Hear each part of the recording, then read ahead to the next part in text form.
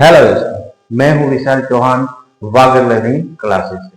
आज मैं कक्षा 10वीं का अध्याय 2 बहुपद पढ़ाने वाला हूं और आशा और उम्मीद करता हूं कि चैप्टर 1 आपने देखा होगा और आपको समझ में आया होगा और उसे लाइक शेयर सब्सक्राइब जरूर किया होगा। चलो शुरू करते हैं आज का चैप्टर नंबर 2 बहुपद। बहुपद पहले तो आपको इसके नाम से पता चल रहा होगा कि बहुपद। बहुपद का मतलब होता है ऐसी संक्रियाएं, ऐसी समीकरण जो दो पदों से मिलकर बनती हैं। और इसके बारे में कक्षा 9 में अध्याय 2 में हमने पूरा पढ़ रखा है। बहुपद, बहुपद का मतलब होता है ऐसी समीकरण जो दो पदों से मिलकर बनती है। एक तो होता है चर पद, एक होता है अचर पद। चर पद जिसमें अंग्रेजी के सभी शब्द यानी ए से लगाकर जेड तक जिस हम उपयोग करते हैं एक पॉलीमर्स बनाने के लिए, उसे चर पद कहते हैं। और अचर में सभी पूर्णांक संख्याएं होती हैं, यानी गणित की जितनी भी संख्या है अचर कहलाती है। और चर पद जिसमें अंग्रेजी और हिंदी वर्णमाला के जो अक्षर होते हैं वो चर पद कहलाता है। जब चर और अचर पद के बीच में गणितीय संक्रिया होती है, चर और अचर पद के बीच में गणितीय संक्रियाएं होती हैं, तब जाके एक बहुपद बनता है। और गणितीय संक्रिया जोड़ना, घटाना, गुणा और भाग, ये तो आपको पता ही होगा। जब चर और अचर पद इन दोनों के बीच में गणितीय संक्रिया होती है तब जाके हमारा एक बहुपद बनता है। और इस बहुपद को 3 आधार पर बांटा गया है। एक उदाहरण के लिए मैं लिखता हूं 2x प्लस का y, यह एक बहुपद है जिसमें चर और अचर पद दोनों हैं और उनके बीच में ये गणितीय संक्रिया हो रही है। इसी को अपन बहुपद बोलते हैं। इसके बारे में डिटेल जानकारी कक्षा 9 में हमने अच्छे से पढ़ रखी है। इस बहुपद को 3 आधार पर बांटा है। बहुपद को कितने आधार पर बांटा है? 3 आधार पर। और इन तीनों आधारों का स्पष्टीकरण कक्षा 9 में आपने जरूर पढ़ा होगा। बहुपद को 3 आधार पर बांटा है। बहुपद को 3 आधार पर बांटा है जो कक्षा 9 में हमने पढ़ा था। एक तो पद के आधार पर, दूसरा इसको बांटा है घात के आधार पर, और तीसरा इसको बांटा है चर के आधार पर। और ये तीनों आधार के भी 3 प्रकार हैं। हमने पढ़ा पद के आधार पर बहुपद के 3 प्रकार कौन कौन से? एक पदी, द्विपदी, त्रिपदी। उसके बाद घात के आधार पर भी बहुपद को 3 प्रकार से बांटा है। कौन कौन सा? एक तो है रैखिक बहुपद, रैखिक बहुपद। दूसरा है द्विघाती, द्विघाती बहुपद। और तीसरा है त्रिघाती बहुपद। और उसके बाद चर के आधार पर भी बहुपद को 3 प्रकार से डिवाइड कर रखा है। एक चर वाला, दूसरा है 2 चर वाला, और तीसरा है 3 चर वाला। आइए एक एक को उदाहरण से समझते हैं। एक पदी यानी ऐसा बहुपद जो सिंगल हो, मतलब मैंने लिखा 2x y x स्क्वायर, ये आदि एक पदी बहुपद है। ठीक है, एक पदी यानी सिंगल है, अभी शादी नहीं हुई है। द्विपदी बहुपद, अरे जिस शादी होने के बाद हस्बैंड वाइफ 2 हो जाते तो द्विपदी का मतलब जिसमें 2 पद हो, यानी ऐसी बहुपद जिसमें चर अचर के बीच में कोई ना कोई गणितीय संक्रिया लगी हुई हो। मैंने लिखा 3x प्लस का y, ये क्या है? एक द्विपदी है। एक पद तो ये रहा, एक पद ये रहा। और त्रिपदी शादी होने के बाद यदि बच्चा हो जाता है तो त्रिपदी बन जाते, मतलब ऐसे बहुपद जिसमें 3 प्रकार के क्या हो? पद हो और दोनों के बीच में गणितीय संक्रिया लगी हो। 3x प्लस का x स्क्वायर प्लस का y, इसमें 3 पद है, 3x, x स्क्वायर और y, इसलिए इसको क्या बोलेंगे? त्रिपदी। उसके बाद घात के आधार पर आ जाओ। घात के आधार पर भी बहुपद के 3 प्रकार हैं। सबसे पहला रेखिक बहुपद। अरे ऐसा बहुपद जहां पर चर की अधिकतम घात कितनी होनी चाहिए? 1 होनी चाहिए। यहाँ पर x की घात भी 1 है, y की घात भी 1 है। द्विघाती। अरे ऐसा समीकरण जहां पर चर की अधिकतम घात कितनी हो? 2 हो। यहाँ पर x की अधिकतम घात 2 है, इसलिए हो गया द्विघाती। और त्रिघाती ऐसा बहुपद जहां पर चर की अधिकतम घात कितनी हो? 3 हो। यहाँ पर x की घात कितनी है? 3, इसलिए इसको क्या बोल देंगे? त्रिपदी। उसके बाद चर के आधार पर 3 प्रकार हैं। एक चर वाला जिसमें चर पद 1 होना चाहिए। मैंने लिखा 2x स्क्वायर प्लस का x। अब ये सर एक चर वाला कैसे हुआ? यहाँ तो 2 बार x आ रहा है। अरे 2 बार x आ रहा है, लेकिन दोनों बार ही x है, एक ही चर है, इसलिए इसको बोलते हैं एक चर वाला। 2 चर वाला जहां पर एक से बढ़कर 2 चर आ जाए। मैंने लिखा x प्लस y, ये होगी 2 चर वाली रेखिक समीकरण।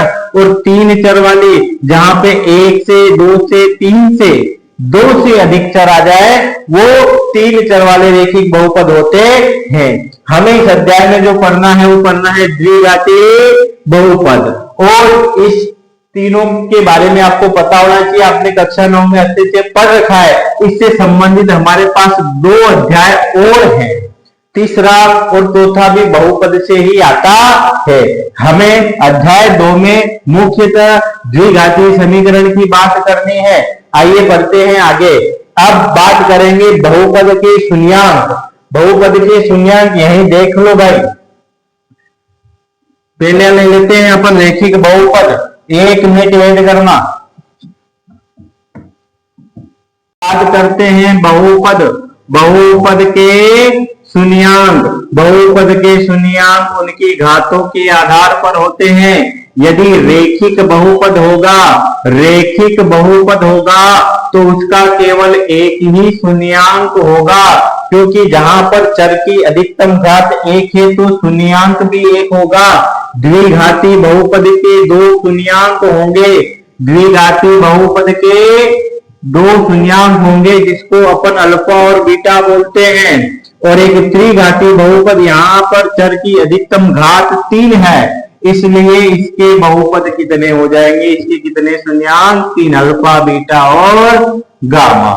यहां तक कहानी समझ में आई है तो हमें पढ़ना है एक द्विघाती बहुपद।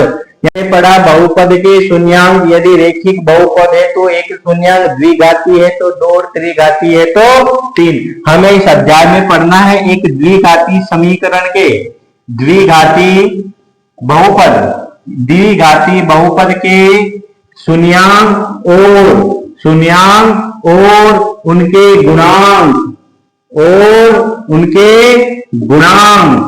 गुणांकों के बीच का संबंध, यानी एक द्विघाती समीकरण का मानक रूप क्या होता है? ax स्क्वायर प्लस का bx प्लस का c। यहाँ पर x स्क्वायर का गुणांक होगा a। x स्क्वायर का क्या गुणांक हो गया? a। और x का गुणांक होगा b। x का गुणांक होगा b और c एक अचर पद है। ये एक द्विघाती समीकरण का मानक रूप होता है। और एक द्विघाती समीकरण के अधिकतम शून्यांक कितने होंगे? 2। एक तो होगा अल्फा, एक होगा बीटा। और यहाँ से 2 ही प्रकार के प्रश्न बढ़ते हैं कि द्विघाती समीकरण के शून्यांक ज्ञात कीजिए और इनके शून्यांक और गुणांकों के बीच का संबंध स्थापित कीजिए। गुणांक और शून्यांक के बीच में संबंध स्थापित करने के लिए हमारे पास 2 सूत्र हैं। एक तो होता है अल्फा प्लस बीटा होता है माइनस का b बटा a, और एक होता है अल्फा गुना बीटा होता है c बटा a। ये इनके शून्यांक और गुणांकों के बीच का क्या होता है? संबंध। तो आइए इसमें जो 2 प्रकार के प्रश्न बनते हैं, एक प्रश्न और बनता है कौन सा? कि गुणांक यानी इनके शून्यांकों का योगफल और गुणनफल दिया है, तो इससे हमें एक द्विघाती समीकरण बनानी है। उसके लिए हमारे पास सूत्र होता है k x square minus alpha plus beta x plus alpha गुणा बीटा, ये के एक वास्तविक संख्या है, के एक वास्तविक संख्या है। तो आइए इससे संबंधित सारे प्रश्न हम पढ़ते हैं। पहला प्रश्न कुछ इस प्रकार का बनता है कि निम्नलिखित द्विघात बहुपद की शून्यांक ज्ञात कीजिए और शून्यांक तथा गुणांकों के बीच में संबंध की सत्यता की जांच कीजिए। यानी एक द्विघाती बहुपद दे रखा है, उसके हमें शून्यांक निकालने हैं और उनके शून्यांक और गुणांकों के बीच का संबंध की सत्यता की जांच करनी है। अब बात करते हैं कि सर इसके शून्यांक कैसे निकाले जाएंगे। देखो पहला प्रश्न मैंने लिखा है एक्स स्क्वायर माइनस का 2x माइनस का 8। कक्षा 9 में हमने एक पढ़ा है, एक प्रमेय पढ़ी, क्या? मध्यपक्त विभक्त परिमेय, यानी बीच वाले के ऐसे टुकड़े करने हैं कि जोड़ने और घटाने पर तो जो बी की जगह पर है वो मिले और गुणा करने पर ए गुणा सी में जो गुणा हो रहा है, जो गुणनफल मिल रहा है वो मिलना चाहिए। यानी कक्षा 9 में हमने एक प्रमेय पढ़ी है द्विघात मध्यपक्त विभक्त परिमेय, उसी से इसके शून्यांक निकालने हैं। पहला प्रश्न माइनस का 2x, बीच में माइनस का 2x, यानी इसके ऐसे टुकड़े करने हैं कि जोड़ने और घटाने पर तो माइनस का 2 मिले और गुणा करने पर एक्स स्क्वायर के साथ कोई संख्या नहीं तो 1 मानना है, 1 का गुणा -8 से करो तो माइनस का 8 मिले। यानी ऐसी कोई दो संख्या लेनी जिसको जोड़ने और घटाने पर तो माइनस का 2 मिलना चाहिए और गुणा करने पर माइनस का 8। मैं ले लेता हूं माइनस का 4 प्लस का 2, प्लस माइनस माइनस, तो माइनस का 2 और -4 गुणा 2 कितना हो जाएगा? माइनस का 8। अब इसकी जगह पर इसको रखते हैं, एक्स स्क्वायर माइनस का 4x प्लस का 2x माइनस का 8। पहले वाले दो पद में से उभयनिष्ठ लो, दोनों में चर पद x कॉमन आ रहा है और अंदर बच रहा है x माइनस का 4 प्लस, अब इन दोनों में ऐसी चीज कॉमन लेनी है कि जो यहाँ बचा वही वहां पर बचना चाहिए। तो 2 के पाड़े में 8 आता है तो 2 कॉमन लेते हैं, अंदर x माइनस का 4 बच जाएगा। और अब इस पूरे में से हमारे पास x माइनस का 4 कॉमन आ रहा है और x प्लस का 2 बच रहा है। अब एक बार इसको 0 के बराबर रखते हैं, x माइनस 4 बराबर 0, तो x बराबर माइनस का 4 उधर गया तो प्लस का, ये हो गया हमारा अल्फा। और एक बार इसको 0 के बराबर रखो, x प्लस 2 बराबर 0, प्लस का 2 उधर गया तो हो गया माइनस का 2। ये एक हमारा दूसरा शून्यांक हो गया, कौन सा? बीटा। अब इसके निकाल लेते हैं गुणांक। देखो गुणांक किसको बोलते हैं वो अभी मैंने थोड़ी देर पहले समझाया था। एक्स स्क्वायर से जो भी गुणा करेगा वो a का मान होगा। यहाँ देखो एक्स स्क्वायर के साथ कोई भी संख्या नहीं, मतलब क्या मान लेते हैं? 1। b की जगह पर क्या है? देखो माइनस का 2 और c की जगह पर क्या है? माइनस का 8। अब हमें इनका संबंध की सत्यता की जांच करनी है। तो संबंध के सत्यता की जांच करने के लिए दो फॉर्मूले हैं, अल्फा प्लस बीटा बराबर माइनस का b बटा a। अल्फा प्लस बीटा बराबर माइनस का b बटा a। अल्फा हमको मिला है 4 प्लस माइनस का 2 बराबर माइनस, b की जगह पे है माइनस का 2 बटे में 1, प्लस माइनस माइनस, 4 में से 2 गया तो 2, माइनस माइनस प्लस, 2 में 1 का भाग देंगे तो 2, यानी अल्फा प्लस बीटा बराबर 2 बराबर 2। एक होता है अल्फा गुणा बीटा बराबर c बटा a। अल्फा तो मिला 4 गुणा बीटा मिला माइनस का 2 बराबर c की जगह पे माइनस 8 बटे में 1 है। 4 का गुणा माइनस 2 से करेंगे तो माइनस का 8 बराबर माइनस का 8, यानी हमने जो दो शून्यांक निकाले वो शून्यांक हमारे जैसे हैं, सही है। उसी प्रकार से इस अगले प्रश्न को भी देखते हैं। अगला प्रश्न मैंने लिख रखा है 4u स्क्वायर प्लस का 8u। अब इसमें एक जो अचर पद होना चाहिए वो हमारे पास नहीं है, तो इसको करने का थोड़ा सा और आसान मेथड है। इन दोनों में से पहले जो कॉमन आ रहा है उससे कॉमन निकाल लो। देखो 4 और 8, तो 4 के पाड़े में 8 2 बार आता है तो 4 कॉमन ले लिया। उसके बाद u स्क्वायर और u है तो दोनों में u है तो u भी कॉमन ले लिया। तो अंदर बच जाएगा u प्लस का ये u बाहर आ गया, 8 में से 4 बाहर आ गया तो अंदर क्या बच जाएगा 2। अब ये हमारे पास दो शून्यांक मिल गए तो इनको 0 के बराबर रखना है, तो 4u² बराबर हो जाएगा 0। 4 गुणा कर रहा उधर जाएगा भाग, तो 0/4, तो u बराबर आ जाएगा 0। ये आ गया पहला शून्यांक अल्फा। उसी प्रकार इसको 0 के बराबर रखते हैं, u + 2 = 0, तो u बराबर हो जाएगा -2। ये हमारा दूसरा शून्यांक क्या आ गया बीटा। अब इनके बीच का संबंध स्थापित करना है तो हमें गुणांक निकालना होगा।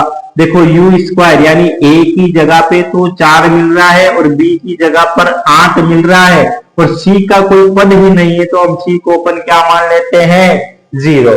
पहला होता है अल्फा प्लस बीटा माइनस का b/a। अल्फा तो हमको 0 मिला प्लस बीटा माइनस का 2 मिला बराबर माइनस b की जगह में मिला है 8 और a की जगह पे मिला है 4। 4 के पहाड़े में 8 2 बार प्लस माइनस माइनस, तो माइनस का 2 बराबर माइनस का 2। अगला होता है अल्फा गुणा बीटा बराबर c/a। अल्फा तो 0 है, बीटा मिला है माइनस का 2, c हमारे पास 0 है और a बराबर क्या है 4। तो 0 में 2 का गुणा करूंगा तो 0, 0 में 4 का भाग दूंगा तो 0, यानी हमारे जो भी दो शून्यांक है वो क्या है सही है। उसी प्रकार से मैंने एक अगला प्रश्न और लिख रखा है, उसको भी देखते हैं। अगला प्रश्न ये है t² - 15। यहाँ पर ये एक द्विघाती समीकरण तो है क्योंकि यहाँ पर x की अधिकतम घात 2 है, t की अधिकतम घात 2 है, इसका मतलब ये एक द्विघाती बहुपद हुआ। लेकिन यहाँ का जो बीच वाला पद है वो हमारे पास नहीं है, हमें सीधा एक अचर पद दे रखा है, तो हम किसके टुकड़े करेंगे, तो इसके लिए भी थोड़ा सा लॉजिक लगाना पड़ेगा। इसको हमें a² माइनस का b² के रूप में बदल के इसके शून्यांक और गुणांक निकालने पड़ते हैं।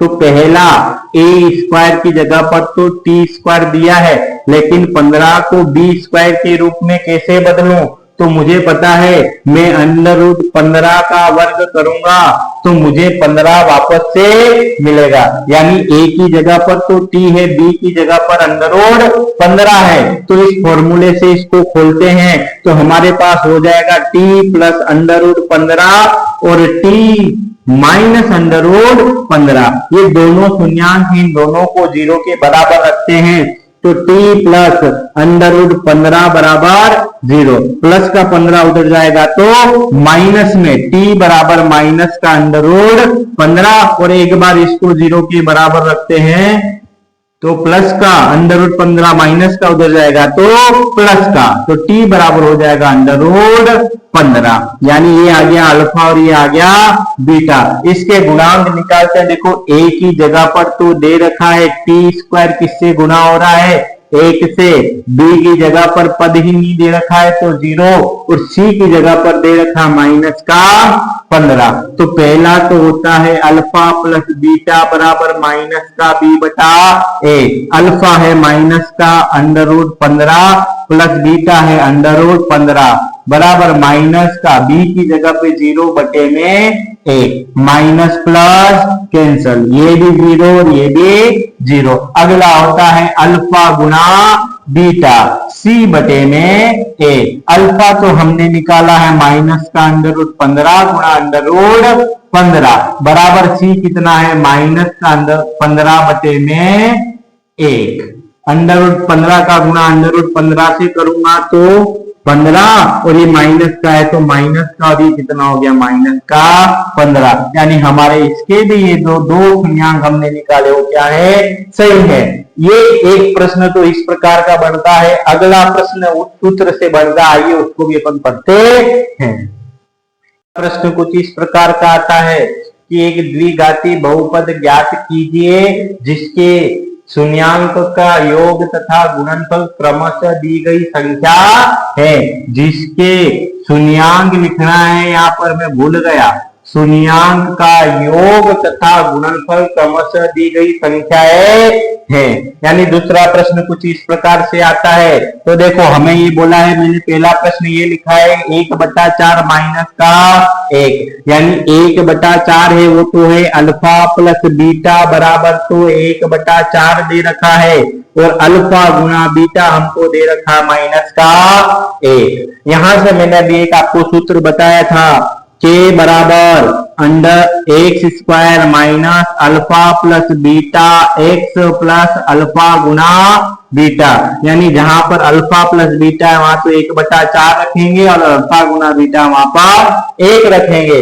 अब इस के का क्या करना है कि एक वास्तविक संख्या है। देखो जब हमें शून्यांक के योग और गुणनफल में यदि बटे में कोई संख्या दे रखी है तब तो के का मान वह मानना है, अन्यथा के को हमेशा 1 मानकर चलना है। लेकिन यहाँ पर अल्फा प्लस बीटा 1/4 दे रखा है, तो इस के को मैं मान लेता हूं 4 मान लेता हूं।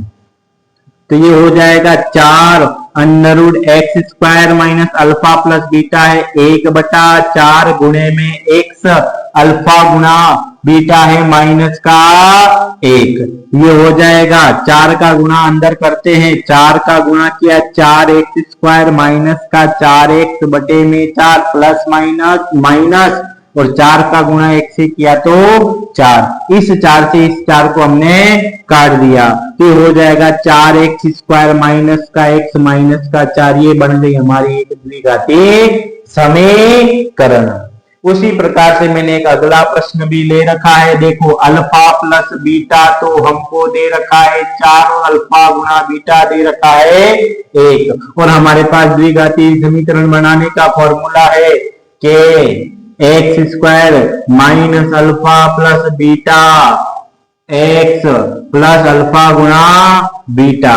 अब देखो यहाँ पर बटे में कोई संख्या नहीं है तो के को अपन मान लेते हैं 1 मान लिया, तो x square minus alpha plus beta 4x plus alpha गुना बीटा 1 दे रखा है, 1 का गुणा करूंगा तो यही समीकरण वापस मिलेगी। ये हो जाएगा एक्स स्क्वायर माइनस का 4x प्लस का 1, ये बन गई हमारी एक द्विघाती समीकरण। अगला प्रश्न मैंने और लिख रखा है, अगला प्रश्न मैंने ये लिखा है 0 माइनस अंडर रूट 5। अब रूट आ गया तो घबराने की कोई बात नहीं है, बस उसी फॉर्मूले से कर दो। अल्फा प्लस बीटा तो मुझे दे रखा है 0 और अल्फा गुणा बीटा मुझे दे रखा है अंडर रूट 5, वही के वाला फॉर्मूला के एक्स स्क्वायर माइनस का alpha plus beta x plus alpha गुणा बीटा। के को यहाँ पर एक वास्तविक संख्या 1 मान लेते हैं, x square minus alpha plus beta तो 0 दे रखा है, ठीक है, 0 गुणा में एक्स और अल्फा गुणा बीटा दे रखा अंडर रूट 5। 1 का गुणा करूंगा तो यही मुझे वापस मिलेगा कि हो जाएगा एक्स स्क्वायर, 0 का गुणा x से किया तो 0, यहाँ से क्या बच रहा है प्लस का अंडर रूट 5। ये भी एक द्विघाती समीकरण है। इसमें यही 2 प्रकार के प्रश्न बनते हैं और मैं आशा और उम्मीद करता हूं कि दोनों प्रकार के प्रश्न मैंने जो बताए आपको समझ में आए होंगे, और आप इसको लाइक से सब्सक्राइब जरूर करेंगे। धन्यवाद।